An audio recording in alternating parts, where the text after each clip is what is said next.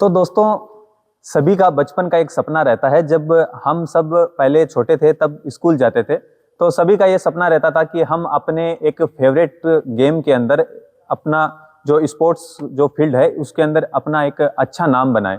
तो आज भी अगर कोई बच्चा स्कूल जाता है तो उसका ये सपना रहता है कि वो स्पोर्ट्स के अंदर अपना खुद का एक अच्छा नाम बनाए और मेडल्स का बादशाह बने। तो आज ये कहानी है एक ऐसे कोच की जो अपनी पढ़ाई के साथ साथ अपने जो सपने थे उनको नेशनल नहीं इंटरनेशनल तक लेके गए हैं। आज हमारे साथ हैं उमेद सिंह जी राठौड़। और जैसा कि आप सभी को पता है, राजस्थानियों की एक ही पहचान, सबसे पहले आदर सम्मान। उमेद सिंह जी का हम बहुत बहुत स्वागत करते हैं हमारे खुली सोच के इस पॉडकास्ट के सीजन 3 के अंदर। तो सर, हमारी जो टीम है इन्होंने एक नया ये चैनल स्टार्ट किया है, सोशल चैनल है। इस चैनल के माध्यम से हम उन सभी हस्तियों को हमारे चैनल पे बुलाएंगे जो सोशल मीडिया जिन्हें टारगेट नहीं करती है, जो रियल कंटेंट रियलिटी में दिखाना चाहिए सोशल मीडिया के माध्यम से, वो रियल कंटेंट सोशल मीडिया लोगों तक पहुंचा नहीं रही है। हमारे राजस्थान के पीछे एक बहुत बड़ा टैग लगा हुआ है, पिछड़ा हुआ वर्ग। तो हम चाहते हैं कि वो जो टैग है वो हम हटा सकें।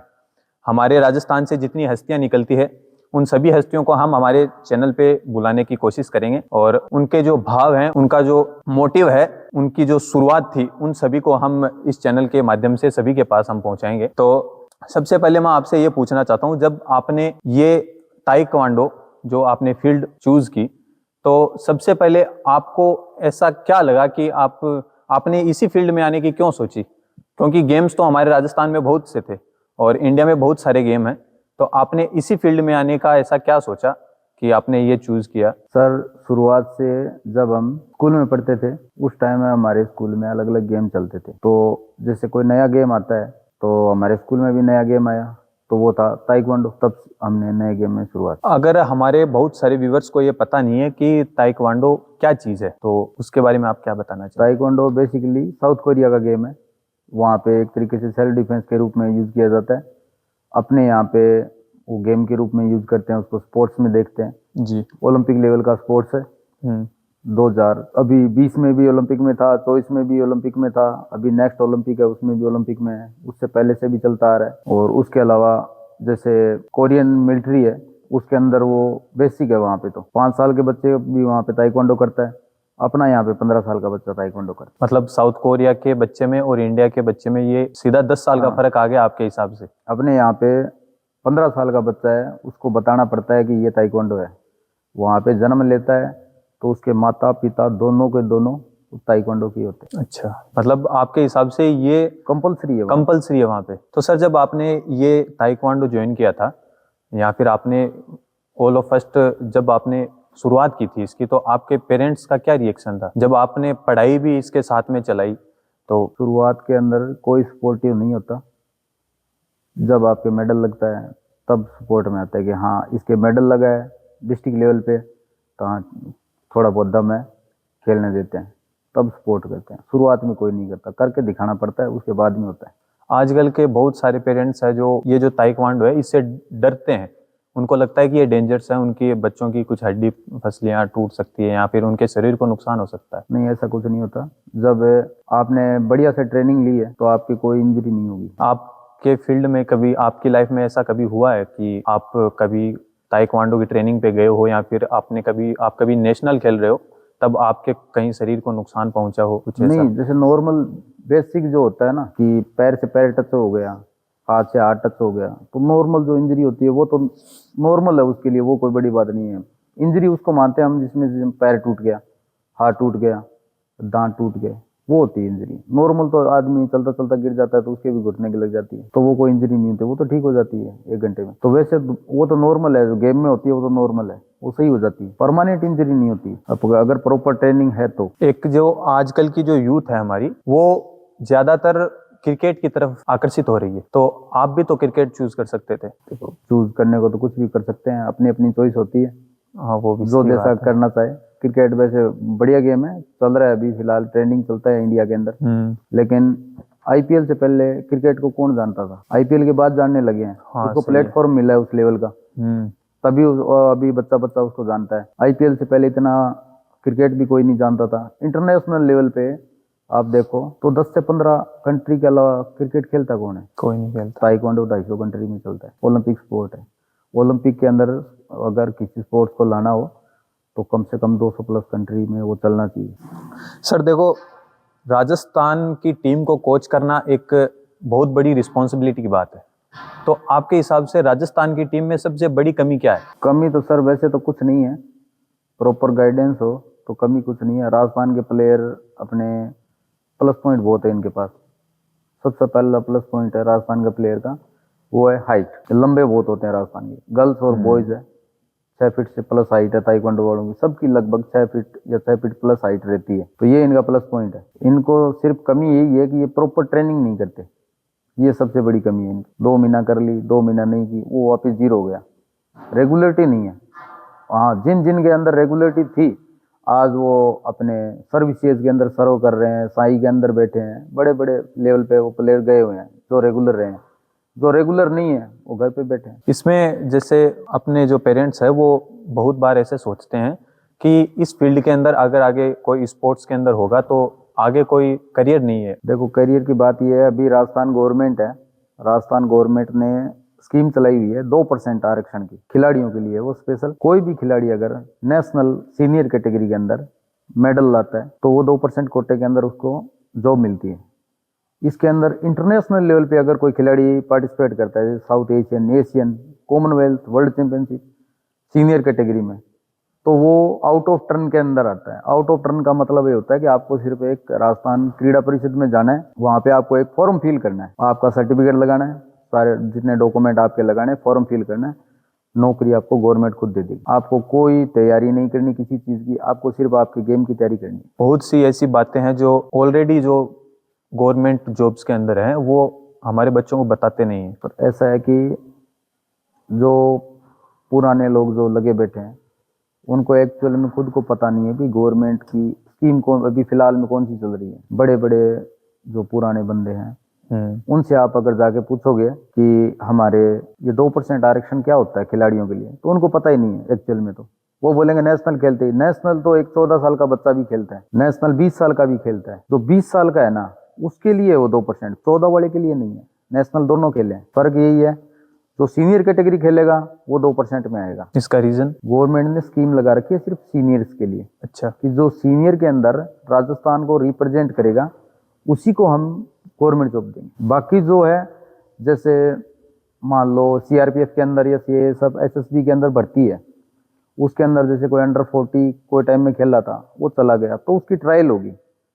ट्रायल अगर उसने क्रैक कर दी तो उसको जॉब मिल जाएगी, नहीं तो रेगुलरिटी जरूरी है और ट्रायल मांगेंगे वो। तो जितनी भी बेल्ट की जो एग्जाम है जैसे आर्मी में हो गई, ये सब एसएसबी, सीआरपीएफ, ये सब, इनके अंदर अगर कोई भी बच्चा जाता है जॉब के लिए तो सबसे पहले उसकी ट्रायल होगी। ट्रायल किसी के साथ हो सकती है, उसकी वेट में जो आता हो। इस पे भी मतलब वो फिक्स रहता है ट्रायल और वो वेट वगैरह? हाँ, सब फिक्स रहता है। बिल्कुल। सीनियर कैटेगरी में हमारे 8 वेट बॉयज के होते हैं, 8 वेट गर्ल्स के होते हैं। तो जो 8 वेट है जो स्टार्टिंग अंडर 54 से स्टार्ट होते हैं ओवर 87 तक जाते हैं, तो उनमें फिक्स है भी 50, जिसका 50, 53, 54 वेट है वो 54 में ही खेलता है। ऊपर वाला नीचे में नहीं आ सकता, सेम कैटेगरी में खेलना पड़ता है, उसी में खेलना पड़ेगा। हाँ। तो आपने अभी तक कितने स्टूडेंट्स को ट्रेनिंग दी है? मैं वैसे तो सर अलग अलग स्कूल्स में ट्रेनिंग दी है मैंने।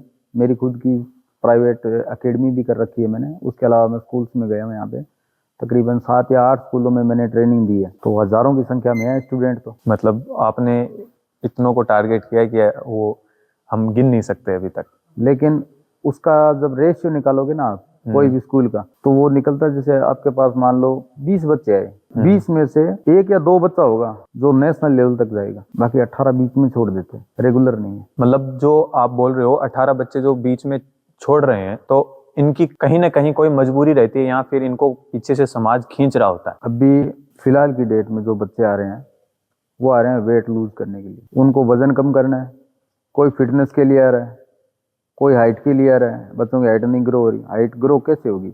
उसका खान पान सही नहीं है, उसकी डाइट सही नहीं है, हाइट कहाँ से निकलेगी? सर आप साउथ कोरिया में जो ताइक्वांडो में आपने 3rd डान का ब्लैक बेल्ट हासिल किया है, तो आपको उसका एक्सपीरियंस भी बहुत ज़्यादा है। तो आपके हिसाब से जो इंडिया के जो ट्रेनर है और जो साउथ कोरिया के ट्रेनर है, उनमें क्या डिफरेंस है? सर उनके अंदर मेन अगर देखें तो ट्रेनिंग जो टेक्निक है ना, टेक्निक का डिफरेंस है, क्योंकि ये बेसिकली गेम है ना, वो है कोरिया का।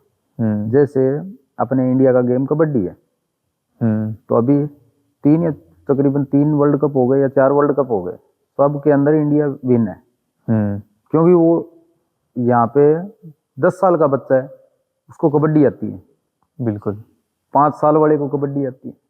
आप कोई भी स्कूल में चले जाओ, आपको ये दिख रहा है ना कि ये बच्चा सबसे कमजोर है, आप उसको उठा लो, उसको कबड्डी के बारे में पूछ लो, वो आपको रेड मार के बता देगा कि ऐसे रेड लगती है, क्योंकि वो अपना मेजर गेम है कबड्डी। अपने इंडिया में वही चलता है, कबड्डी चलता है। हर कोई बच्चा जानता है कबड्डी के बारे में।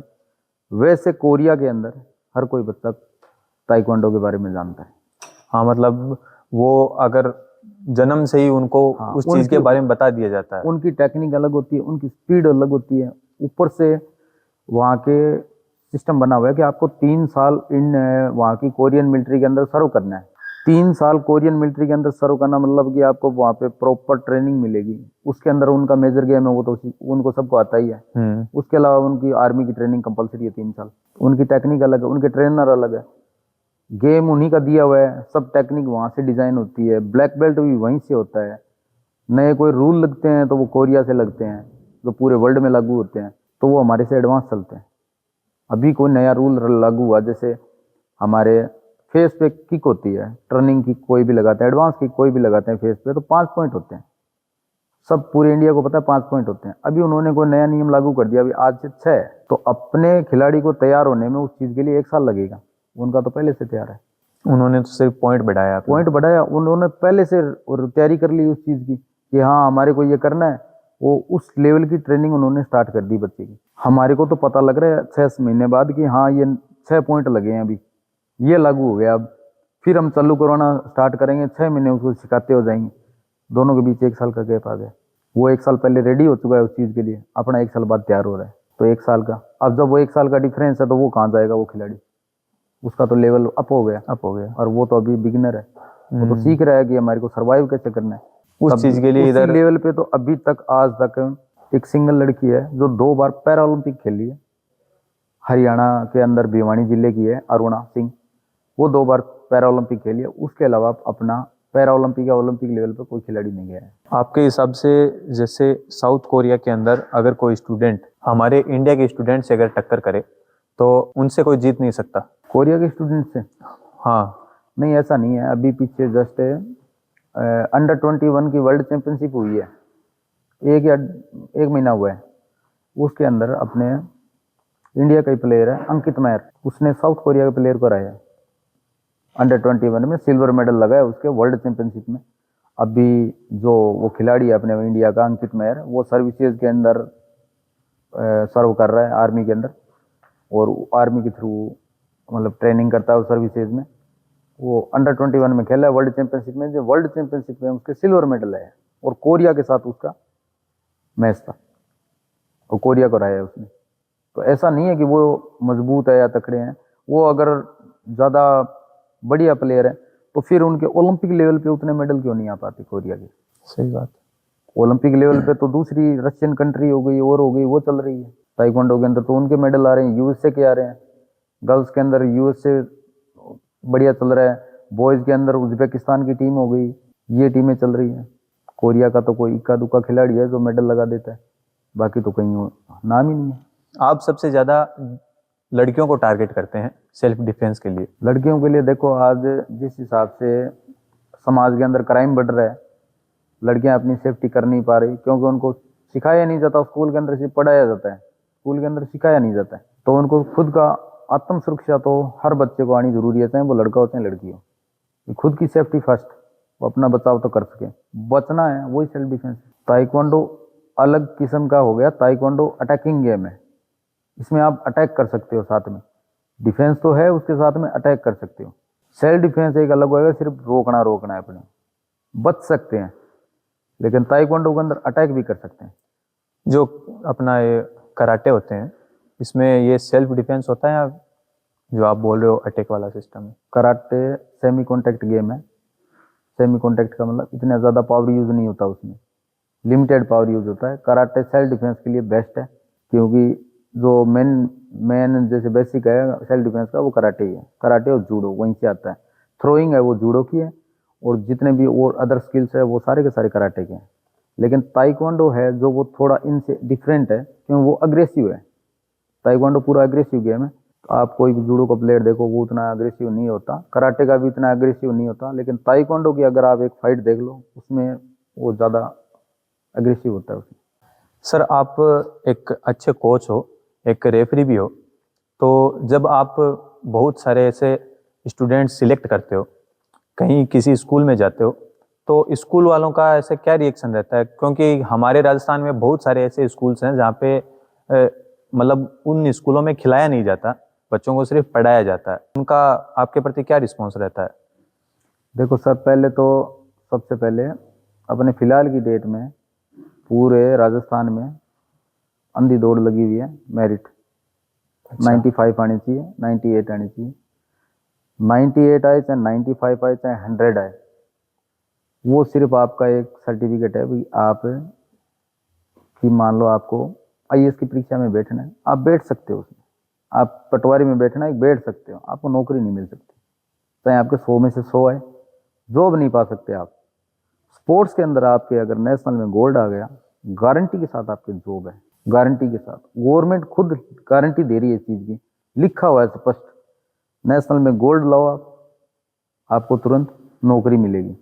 अभी क्या है, स्कूलों में और में ये चीज़ पता नहीं है। पता है तो उन पेरेंट्स को पता नहीं है। पेरेंट्स भी हमारे को तो अभी नीट की तैयारी करवानी है, चलो ठीक है। नीट के अंदर है पूरे इन अपने इंडिया लेवल पे देखें तो 15-20 हज़ार डॉक्टर होंगे जो हर साल सेलेक्ट होते हैं। बैठते हैं तो लाखों में है, बाकी कहाँ जाते हैं? बाकी क्या करेंगे? सारे अगर 15 लाख 20 लाख डॉक्टर लग गए तो फिर मरीज कौन होगा? सही बात है। तो इतने तो पॉसिबल है नहीं। सीटें तो खाली जानी है पता है, लेकिन सब तैयारी कर रहे हैं। स्कूलों के अंदर जाते हैं तो स्कूल वाले बोलते हैं भी हमारे तो syllabus first, then sports. Sports के अंदर टीम नहीं लेके जा सकते बाहर। बाहर टीम लेके जाओगे तो कुछ स्कूल ऐसे हैं जो आपको सपोर्ट कर देते हैं कि हाँ भाई आप लेके जा सकते हो, कोई दिक्कत नहीं, आप खिलाओ, जहाँ खिलाना है वहाँ खिलाओ। जैसे अभी मैं पीछे रिसेंटली जिन जिन स्कूलों में था उन सब की मैंने टीम उतारी है। अपने रतनगढ़ में तो बढ़िया है, जो सारे लगभग स्कूल स्पोर्टिव है, खिलाते हैं। लेकिन राजस्थान में अगर देखें तो कुछ स्कूल ऐसे हैं जो टीम ही नहीं भेजते, और नामी स्कूल है लेकिन उनकी टीम नहीं खेलती। वो अपने बच्चों को बाहर भी नहीं निकालने देते बस। बाहर नहीं, बस अंदर ही करवा लो आप। कुछ भी स्कूल के अंदर ही कोई ऑर्गेनाइज करवा दो, छोटा मोटा स्कूल लेवल पे। उनको नेशनल स्पोर्ट्स तक। मीट होती है, स्पोर्ट्स मीट करवाओ। स्पोर्ट्स मीट में बच्चे खेल लिए, बस ठीक है, बहुत है। आगे नहीं जाने देते, जाते नहीं है, पेरेंट्स नहीं जाने देते। फिर जैसे पेरेंट्स बोलते हैं हमारे बच्चे का 95% आना चाहिए, तो स्कूल वाले बोलते हैं ठीक है भाई इनके 95 आ जाएंगे, कोई एक्टिविटी नहीं करवाएंगे। जैसे पेरेंट्स वैसा स्कूल। वहीं पे अगर पेरेंट्स जाके बोल दें मेरा बच्चा नेशनल खेलेगा, तो स्कूल वाला तो ऐसा कोई है नहीं जो रोकेगा। सब बोलते हैं खिलाओ। आपके हिसाब से पढ़ाई के साथ साथ स्पोर्ट्स कितना जरूरी है? बिल्कुल जरूरी है। चलो आज मान लो कोई बच्चा है 10 साल का, उसको गेम में नहीं जाना, उसको सिर्फ अपने एक फिजिकल के लिए स्पोर्ट्स लेना है।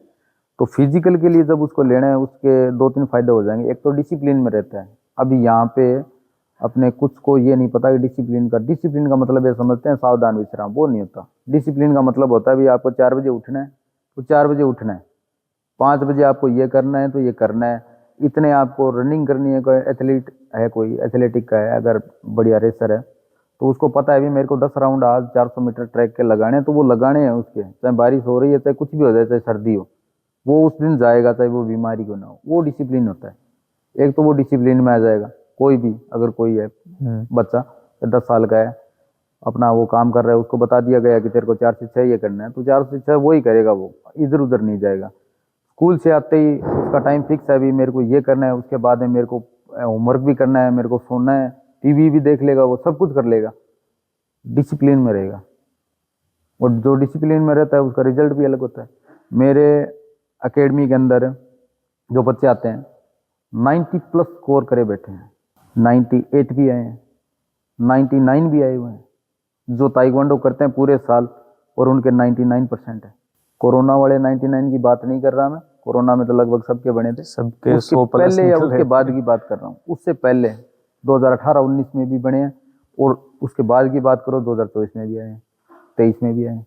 आपने जब एकेडमी की शुरुआत की थी तो आपके लिए स्टूडेंट्स का या फिर कुछ भी एक ऐसी बड़ी प्रॉब्लम क्या थी कि आपको ऐसा लगा कि इससे आगे मैं नहीं बढ़ सकता? नहीं सर, ऐसी तो अभी कोई प्रॉब्लम आई नहीं है फिलहाल। तो मैं रतनगढ़ में स्टार्टिंग की थी मैंने 2014 से, तब से लेके अब तक मेरे तो ऐसी कोई प्रॉब्लम नहीं आई है।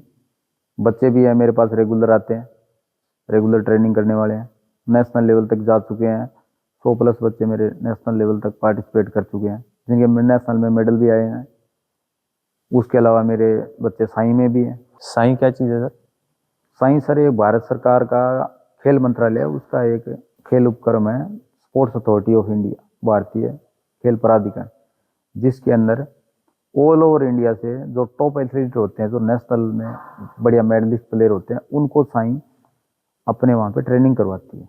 वो ट्रेनिंग पे जाने से पहले उसका एक क्राइटेरिया होता है भी, जिसके अंदर आप उतनी हाइट मांगते हैं, वेट मांगते हैं, तो आपकी रनिंग देखते हैं, आपकी फ्लेक्सिबिलिटी कितनी है, सब कुछ वो मतलब वो देख लेते हैं। जो उसके उनके अकॉर्डिंग जो चाहिए, वो किस वेट में फिट बैठ रहे हैं, उस वेट का है या नहीं, सब देखते हैं।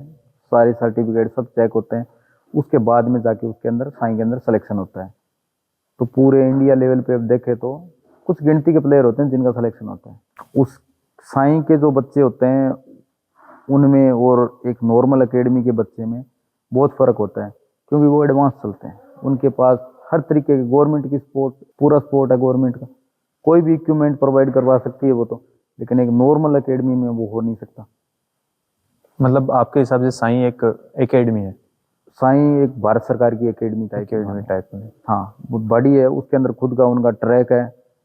आप मान लो कि 50-100 बीघा में बनी हुई है, इतनी बड़ी एकेडमी है, जिसके अंदर खुद का ट्रैक भी है, सब कुछ है। उनकी मैच भी चलती है, सैकड़ों खिलाड़ी उसमें ट्रेनिंग करते हैं। जितने भारत के नामी खिलाड़ी है वो वहीं ट्रेनिंग करते हैं। अपने इंडिया में कितने साई हैं? साई अलग अलग गेम की सर अलग अलग साई है। जैसे हमारे गेम की 12 से 13 साई अलग अलग इंडिया में? इंडिया में। मेन हमारा सेंटर है साई का, वो है बेंगलोर, NCOE बेंगलोर है। उसके अंदर हमारा ताइक्वांडो का मेन सेंटर है, जिसमें NIS करके आ सकते हैं, या जो इंटरनेशनल लेवल के एथलीट है वो ट्रेनिंग करते हैं वहाँ पे। ये ताइक्वांडो जो आपको बेल्ट आपने विन किया है, उसमें आपके आगे एक टैग लगा हुआ है थर्ड। ये आपने हमें बताया था कि जो थर्ड है ये सबसे जो टॉप होता है वो 10th होता हाँ, है ना? तो ये क्या सिस्टम है 1 से 10 तक? जो फर्स्ट था ये ग्रेडिंग होती है। जैसे अपन क्लास में बैठते हैं, फर्स्ट क्लास से लेके 12वीं क्लास तक जाते हैं, 10th तक जाते हैं, वही सेम सिचुएशन है। 10th तक पहुंचने का क्या? 10th तक पहुंचने आपको रेगुलर टेस्ट देने पड़ेंगे, उस लेवल की तैयारी होनी चाहिए। फर्स्ट डान का देते हैं तो अपने नियर बाई जो एसोसिएशन होती है वो टेस्ट लेती है। सेकंड डान का भी लेती है, जो इंडियन जैसे ताइक्वांडो एसोसिएशन है वो टेस्ट लेती है। वहाँ से बाहर से जो एग्जामिनर आता है वो आपका टेस्ट लेते हैं। उसमें आप सही उसके अकॉर्डिंग हो, जो क्राइटेरिया उन्होंने डिसाइड किया है। आपको पूम से आनी चाहिए, आपकी किक स्ट्रॉन्ग होनी चाहिए, फ्लेक्सिबल होनी चाहिए, आप फाइट की आपकी पूरी ट्रेनिंग होनी चाहिए, तब जाके वो आप टेस्ट पार करते हो। नहीं, ये जैसे फर्स्ट से लेके जब अगर कोई बंदा 10th तक पहुंचता है, हाँ। तो उसका क्या ये जर्नी क्या होती है इसकी? ये सिर्फ ये हर ईयर लगता है ये? नहीं नहीं, हर ईयर नहीं लगता है। जैसे फर्स्ट से 10th तक जाना है तो उसके बीच में गैप आता है, हर बेल्ट के बीच में गैप होता है। उस लेवल की तैयारी का गैप दिया जाता है। या आप आज मैंने सेकंड डान ले लिया और मैंने थर्ड डान करना है, तो मेरे को 2 साल देने पड़ेंगे। 2 साल मैं तैयारी करूंगा, उसके बाद में थर्ड दूंगा। मतलब ये जितना इसके ऊपर टैग लगा हुआ है उतना हाँ, गैप उतना देना, साल गैप हाँ, देना गैप पड़ेगा देना उसको। पड़ता है। तो आपके हिसाब से अगर कोई बंदा 9th पर पहुंच चुका है, हाँ, तो 10th तक पहुंचते हुए उसको उसकी तो एज है तो एज निकल जाएगी एज उसकी? 55 से 60 साल होगी। 55 से 60 साल हो जाएगी। हाँ। और अगर मान लो 9th के ऊपर अगर कोई बंदा फेलियर हो जाए या उसका सिलेक्शन ना हो, हाँ, तो दोबारा दे देगा वो। तो फिर उसको 9 साल का वेट करना पड़ेगा? नहीं, वो दोबारा दे सकता है। वेट तो उसने कर रखा है, अच्छा। लेकिन वो क्या, जैसे एग्जाम होते रहते हैं, हर 6 महीने में एग्जाम होते हैं, तो वो दोबारा दे सकता है। मैच होते हैं ये हर साल लगते हैं या फिर इनमें भी कुछ कैटेगरीज होती है? नहीं, हर साल होते हैं। 4 कैटेगरी होती है। जैसे सब जूनियर, कैडेट, जूनियर और सीनियर, 4 कैटेगरी है। सब जूनियर के अंदर 12 साल तक के बच्चे आते हैं, 12 से 14 साल तक के कैडेट में, 14 से 17 है वो जूनियर में, और 17 प्लस है वो सीनियर कैटेगरी के अंदर आते हैं। तो ये चारों के जो मैच है, जो फेडरेशन के मैच होते हैं, ये 4 कैटेगरी के होते हैं। स्कूली लेवल के होते हैं वो मैच होते हैं 3 कैटेगरी के, 14 वर्ष, 17 वर्ष और 19 वर्ष। अभी अपने राजस्थान के अंदर अंडर 40 के अंदर ताइक्वांडो नहीं है, तो इसलिए 17 और 19 दो ही कैटेगरी हो रही है। जो अभी फिलहाल के अंदर जो टूर्नामेंट हुआ वो जयपुर में हुआ था, 17 और 19 दोनों का। और तीसरा है कॉलेज लेवल। तो कॉलेज लेवल है तो कॉलेज जैसे जो संभाग के अंदर जो यूनिवर्सिटी लगती है, जिस यूनिवर्सिटी में उसका एडमिशन है, उसके थ्रू वो खेल सकता है। उसकी एज 25 साल तक होनी चाहिए, 17 साल से वो यूनिवर्सिटी खेल सकता है, कॉलेज में एडमिशन होना चाहिए। अगर कोई ऐसे फ्री बंदा हो जो ना स्कूल में हो ना कॉलेज में हो, तो वो अगर खेले तो वो इनसे टक्कर ले सकता है? हाँ, वो फेडरेशन के थ्रू खेलना पड़ेगा उनको। अच्छा। स्कूली नहीं खेल सकता वो, और कॉलेज का नहीं खेल सकता। फेडरेशन खेल सकता है। फेडरेशन के हर साल टूर्नामेंट होते हैं, साल में एक बार टूर्नामेंट आता है फेडरेशन का।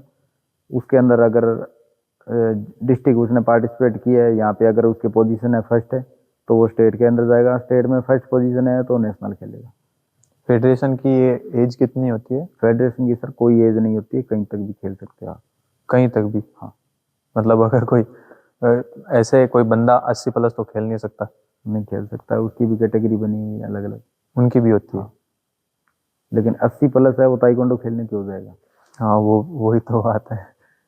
ज़्यादा जैसे मान लो 40-50 साल एज है, अब एक 18 साल का सीनियर कैटेगरी या 18-19-20 साल का है, एक 40 साल का, उनसे डबल ईयर का है, तो इनका तो कोई मुकाबला नहीं हुआ। स्टेमिना कम है, 40 वाले में स्टेमिना कम है, 18-20 वाले में स्टेमिना ज़्यादा है। तो इनके जो जो पुमसे में पार्टिसिपेट करते हैं, अदर करते हैं, वो इनके इवेंट अलग होते हैं पुमसे के और के। ये इनके साथ में 30 से 40 की कैटेगरी के पुमसे इवेंट हो गए, वो अलग होते हैं। 40 से 50 की कैटेगरी के इवेंट अलग है, 50 से 60 वाली कैटेगरी के अलग है, और 30 से 18 तक के एक कैटेगरी में आते हैं। अब जैसे सर आप ताइक्वांडो में आपने थर्ड डान का जो बेल्ट था वो आपने विन किया है। जैसे अगर आप 10th पर पहुंच जाओ तो उसका आपको फायदा क्या मिलेगा? फायदा तो वैसे तो सर कुछ नहीं है, बस एक्सपीरियंस है। वर्ल्ड लेवल पे जैसे कुछ लोग हैं जो 10th तक पहुंचते हैं, उनके अंदर अगर पहुंच जाते हो आप, तो आपका वहाँ पे नाम रहता है भी हाँ इन्होंने 10 डान दी है और इन्होंने पास किया। बाकी उसका वैसे तो कोई वो फायदा नहीं है, वो खुद के लिए आदमी करता है कि हाँ मेरे पास इतना अचीवमेंट होगी, मैं हाँ मैंने 10 डान किया है, तो उसके लिए करते हैं। आप सर राजस्थान से बिलोंग करते हो, तो राजस्थानी होने का आपको कितना गर्व है और क्यों है? वैसे सर अपने देश की मातृभाषा हिंदी है, यस। और अपने राजस्थान की जो भाषा है वो राजस्थानी है। राजस्थानी तो मारवाड़ी। सबसे पहले हम राजस्थानी हैं, यस। उसके बाद में हम हिंदी को सपोर्ट करते हैं। सबसे पहले हम राजस्थानी सपोर्ट करते हैं। नहीं, जैसे अपना जो ये चैनल है ये हम राजस्थानियों के लिए ज़्यादा बना रहे हैं, क्योंकि इन वीडियोस के माध्यम से राजस्थान में बहुत से ऐसे लोग हैं जिन्हें मालूम भी नहीं कि हमारे राजस्थान में कितनी बड़ी बड़ी हस्तियां हैं। तो उसके माध्यम से अगर मैं आपसे पूछूं कि राजस्थान आपके लिए कितना इम्पोर्टेंट है? राजस्थान सर अभी मेरे कुछ खिलाड़ी है जो जानकार हैं, उत्तराखंड के, उत्तर प्रदेश के, तो वो हर बार मेरे को कॉल करके पूछते हैं कि आपके राजस्थान में कोई भी अगर हमारे लेवल की गवर्नमेंट जॉब हो, नेशनल खिलाड़ी मेडलिस्ट है वो, और अभी फिलहाल गवर्नमेंट जॉब में वो, कोई पुलिस में लगा है, कोई किसी में लगा हुआ है, कोई उत्तर प्रदेश में, कोई उत्तराखंड में, वो फ़ोन करके पूछते हैं भी आपके राजस्थान में हमारे लेवल की कोई अगर जॉब आई हो तो आप हमारे को इन्फॉर्म करना। मतलब तो आप ये खुद सोच लो कि उत्तर प्रदेश और उत्तराखंड जैसे राज्य को छोड़ के वहाँ का मूल निवासी राजस्थान में आना चाहता है, और जितने भी बड़े बड़े आईएएस जो बनते हैं यूपीएससी में, उनकी फर्स्ट चॉइस राजस्थान रहता है कि राजस्थान कैडर में जाना है हमारे को। तो कुछ तो है यहाँ पे, तभी तो वो आ रहे हैं। हमारे जो राजस्थान में बहुत से ऐसे यूथ है जो जैसे पुलिस की अगर भर्ती आती है तो वो दिल्ली को सबसे ज़्यादा क्यों चुनते हैं? ऐसा क्या है दिल्ली में जो सबसे ज़्यादा भर्ती अगर दिल्ली पुलिस की अगर 1000 भर्ती आई तो उस 1000 भर्ती के पीछे 10,000 फॉर्म भरे जाएंगे, ऐसा ये कारण क्यों है? अपने राजस्थान के बच्चे। हाँ बिल्कुल। सर दिल्ली एक तो क्या है, सेंटर लेवल की हो गई दिल्ली। राज्य जो दिल्ली की अलग है, वहाँ पे पुलिस है। अपनी पुलिस में, दिल्ली की पुलिस में वहाँ पे क्या है, आपके जो सेंटर का जो फायदा बहुत मिलता है आपको, उस तरीके से वहाँ पे जाते हैं। दूसरी चीज़ वहाँ का फिजिकल है, वो थोड़ा टफ है दिल्ली पुलिस का। हाइट पूरी 6 फुट से ऊपर लगाते हैं वहाँ पे, और थोड़ा फिजिकल टफ है। बाकी उसके अंदर सिलेक्शन होना आसान है, इतना आसान। मुश्किल नहीं है। फिजिकल अगर आपका बढ़िया है तो आपका सिलेक्शन हो जाएगा उसमें। राजस्थान पुलिस है अपनी, तो इसमें पहले पेपर क्रॉस करो, उसके बाद में फिजिकल है। तो यहाँ पे थोड़ा ज़्यादा हार्ड लेवल है अपने राजस्थान पुलिस का। मतलब हर जगह, हर स्टेट में पुलिस की अगर भर्ती निकलती है तो वो अलग अलग उसमें जो क्रियाएं होती है वो अलग होती है। हाँ, वो अपने हिसाब से, जो अपने स्टेट की पुलिस है वो अपने हिसाब से करती है। गुजरात पुलिस में जाओगे आप तो गुजरात पुलिस में थोड़ा कम लेवल के, क्योंकि वहाँ पे कोई जॉब नहीं करना चाहता, वहाँ पे सब बिजनेसमैन है। हम्म। राजस्थान में आप आओगे तो राजस्थान में गवर्नमेंट जॉब सबसे प्रायोरिटी देते हैं, तो टीचर को देते हैं। यहाँ हमारे को तो टीचर रीट पास करना है, तो यहाँ पे रीट का ज़्यादा चल रहा है। थोड़ा हरियाणा के अंदर चले जाओगे तो यहाँ पे भर्ती देखने वाले कम है, तो गेम कोटे के थ्रू लगने वाले ज़्यादा है। सारे के सारे खिलाड़ी हैं हरियाणा के अंदर, तो वहाँ पे वैसे वो लग जाते हैं। दिल्ली के अंदर जो दिल्ली है, तो दिल्ली के अंदर जितने भी, जो अभी फिलहाल आप दिल्ली पुलिस की बात कर रहे हो, दिल्ली पुलिस में लगे हैं वो हरियाणा, उत्तर प्रदेश, राजस्थान, पंजाब, यही लगे हैं। सारे के सारे यही है। हरियाणा के सबसे ज़्यादा मिले हैं। हाँ, हरियाणा के सबसे ज़्यादा है। और अपने जो बॉर्डर पे जो जवान हैं उनमें आपके हिसाब से राजस्थान के ज़्यादा हैं या हरियाणा के ज़्यादा? उनके सर, जैसे बड़ा स्टेट राजस्थान है तो राजस्थान के हैं ज़्यादा। और राजस्थान में अपने सबसे ज़्यादा जवान है वो झुंझुनू। झुंझुनू। हाँ, शेखावाटी बेल्ट के हैं। शेखावाटी। हाँ। सबसे ज़्यादा सुना जाता है ये। आप साउथ कोरिया जाके वहाँ पे आपने ये जो जीता है।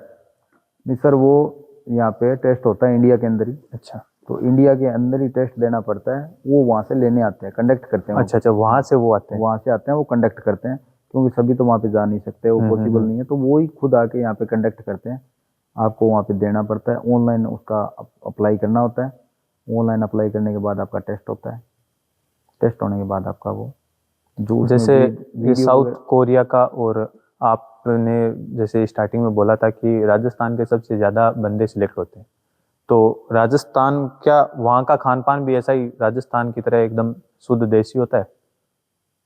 नहीं सर, साउथ कोरिया का अलग है। वहाँ पे वेजिटेरियन नहीं है, नॉन वेजिटेरियन है। हाँ, तो राजस्थान में हमारे सबसे ज़्यादा वेजिटेरियन है।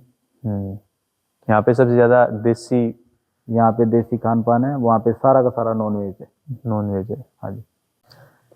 सर जैसे कि आपके पास कोई स्टूडेंट आता है, तो आपके पास ट्रेनिंग लेने के लिए आता है, तो आपके पास बहुत कैटेगरी के बच्चे आते हैं। कोई शरारती होता है या फिर कोई कमज़ोर होता है, कोई बहुत ज़्यादा शक्तिशाली होता है, तो उनको आप कैसे टैकल करते हो? जैसे सर मेरे पास अलग अलग कैटेगरी के बच्चे आ गए। मतलब एक वेट के अंदर 2 बच्चे हैं, एक कमज़ोर है, एक थोड़ा मजबूत है। दोनों की जैसे पहले तो तैयारी करवाते हैं 2 महीने 3 महीने, उसके बाद कोई भी चैंपियनशिप होती है उसके अंदर लेके जाते हैं। चैंपियनशिप में ले जाने से पहले जैसे अपन डिस्ट्रिक्ट लेवल पे टूर्नामेंट खिलाते हैं, उसके अंदर छंटनी हो जाती है भी कौन बच्चा स्टेट में पार्टिसिपेट करेगा, जो अपने डिस्ट्रिक्ट की तरफ से। वहाँ पे कमज़ोर शेर आपके, उससे कोई लेना देना नहीं है। जो बेस्ट होता है वो वहाँ पे सेलेक्ट हो जाता है डिस्ट्रिक्ट लेवल पे, उसके बाद में वो राजस्थान लेवल पे अपने को रिप्रेजेंट करता है जिले को। जैसे कि कोई बच्चा नेशनल लेवल पे खेल रहा है, अगर उसके सामने उसी की टक्कर का या फिर उससे उससे बड़ा कोई प्लेयर आ गया, तो उसका, उनके दोनों के बीच में जो एक्सपीरियंस रहता है वो क्या होगा? देखो सर, सबसे पहले तो कोई भी बच्चा अगर नेशनल खेल रहा है तो उस बच्चे को इतना भली भांति पता है कि मेरे सामने जो, मेरे वेट में जो प्लेयर मेरे सामने खड़ा है कौन से स्टेट का है, कैसे खेलता है, वो सब पता है। अगर उसको पता नहीं है तो वो नेशनल लेवल का ही नहीं। जो नेशनल लेवल पे गया है उसको सब पता है कि वो कैसे खेलेगा, सामने स्टेट कौन सा है, कहाँ ट्रेनिंग करता है, उसको सब पता रहता है। तो उसके हिसाब से वो तैयार होके जाता है पहले से। साथ में जो बच्चे खेलते हैं आपके, जैसे मान लो कि वो बच्चा 40 किलो के अंदर खेल रहा है, तो उसके साथ में 10 कैटेगरी और है जो खेल रही है। चलो वो तो बच्चा तो नया है, लेकिन उसके साथ में जो अंडर 45 खेल रहा है, वो चौथी बार खेल रहा है नेशनल, उसने बता दिया कि वो खिलाड़ी ऐसे खेलता है, तो वो पहले से तैयार होके जाता है कि हाँ वो ऐसे आएगा और मेरे को ये काउंटर लगाना है उसके, या ये अटैक करना है मेरे को उसके ऊपर। तो पहले से जो साथ वाले खिलाड़ी होते हैं वो उसको पहले से ही तैयार कर देते हैं। तो इसमें वो घबराहट वाला कोई सीन नहीं देखो घबराहट तो आपके सामने, अगर मजबूत प्लेयर है, आपको जब पता लग गया वो 2 बार नेशनल खेला हुआ है, तो घबराहट तो होना लाजमी है। कोई भी प्लेयर हो उसके अंदर घबराहट तो होती ही होती है, लेकिन घबराहट का मतलब ये नहीं है कि आप उससे डर के गिव अप कर दो, नहीं। फाइट है, जो हार गया वो हार जाएगा, कोई बात नहीं, जो जीतना है वो जीत जाएगा, आप अपना बेस्ट दो। सामने कौन है वो मैटर नहीं करता, आपने कितना एफर्ट लगाया वो मैटर करता है।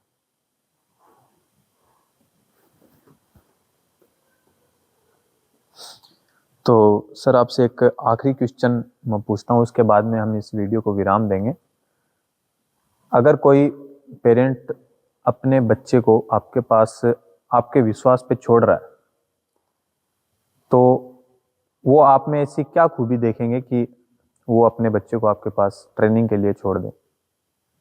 देखो सर, हमारे पास जो बच्चा आ गया, पहली बात तो वो बच्चा हमारा हो गया, हम अपने आप उसको तैयार करेंगे हमारे हिसाब से, जैसे पेरेंट्स करता है अपने घर पे, सेम टू सेम वैसे के वैसे तैयार करते हैं। फ़र्क इतना ही होता है कि वो पता नहीं डांटे नहीं डांटे, हम डांट भी देते हैं और हम उसको थोड़ी देर बाद मना भी लेते हैं। हमारे दोनों साइड चलता है वो, क्यों, हमारे को पता है अभी आप हमारे पास जो प्लेयर आए हैं वो कैसे समझने वाला है। कुछ प्लेयर होते हैं जो प्यार से कर लेते हैं, कुछ होते हैं जो प्यार से करते ही नहीं है, उनको मोटिवेट करना पड़ता है। कुछ मोटिवेट से कर लेते हैं, लेकिन मोटिवेशन है ना वो 5 या 10 ही मिनट चलता है, उसके बाद में तो डेडिकेशन ही चलता है पूरा। आपको उस चीज़ के प्रति पूरा डेडिकेट होना पड़ेगा।